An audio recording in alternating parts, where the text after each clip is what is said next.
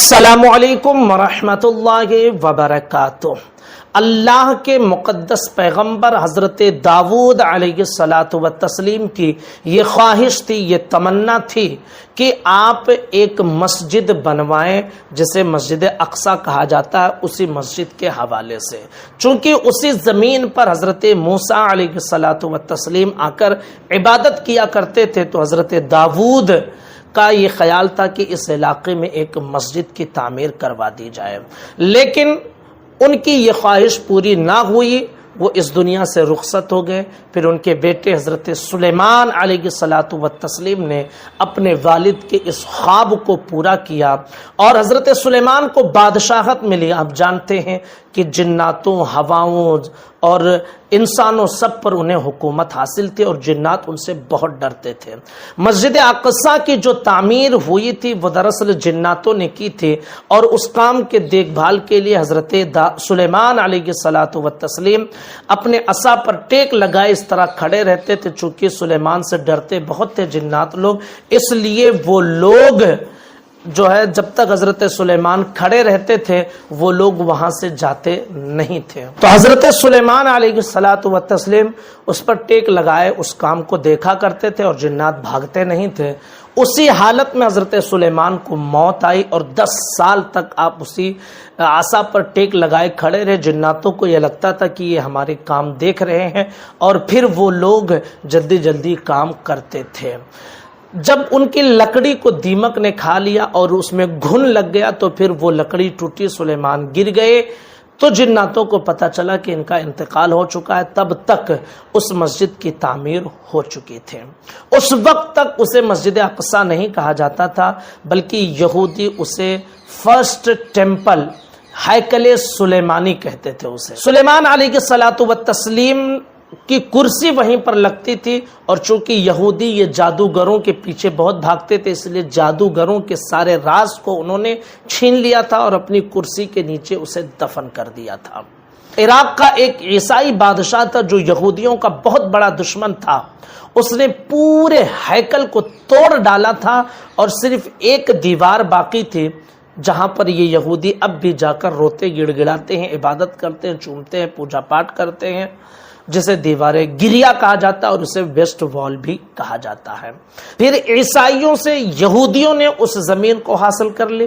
پھر ٹائٹس کا زمانہ آیا جو بہت بڑا عیسائی کمانڈر تھا، اس نے یہودیوں کی جانیں لی اور اس زمین کو اپنے انڈر میں لیا اور وہاں پر ایک تعمیر کروائی جسے سیکنڈ ٹیمپل کہا جاتا ہے۔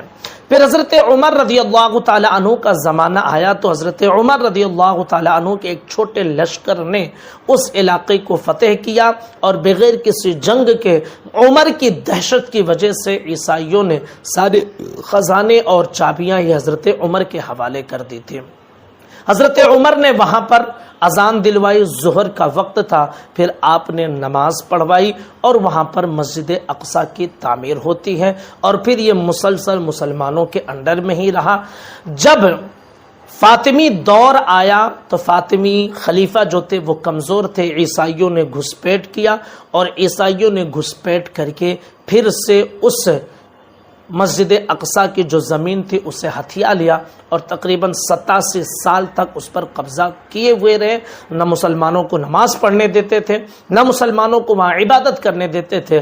اس وقت کردستان کا ایک شہزادہ جسے دنیا صلاح الدین ایوبی کے نام سے جانتی ہے، حضرت صلاح الدین تک یہ بات پہنچتی تھی کہ اس طرح مسلمانوں پر مظالم ڈھائے جاتے ہیں، لیکن سب آنکھیں پھاڑ کر دیکھتے تھے، کوئی تیار نہیں تھا کہ کسی طرح سے مقابلہ کر کے مسجد اقصی کو آزاد کروائے۔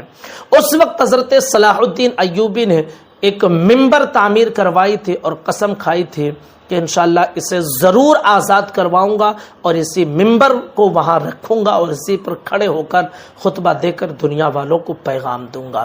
جانتے ہیں حضرت صلاح الدین ایوبی رضی اللہ تعالی عنہ، اللہ تعالیٰ ان کی مرقد پر گہرباری کرے، کروڑوں نام ہو ان پر جنہوں نے جابازی کے ساتھ عیسائیوں سے مقابلہ کیا۔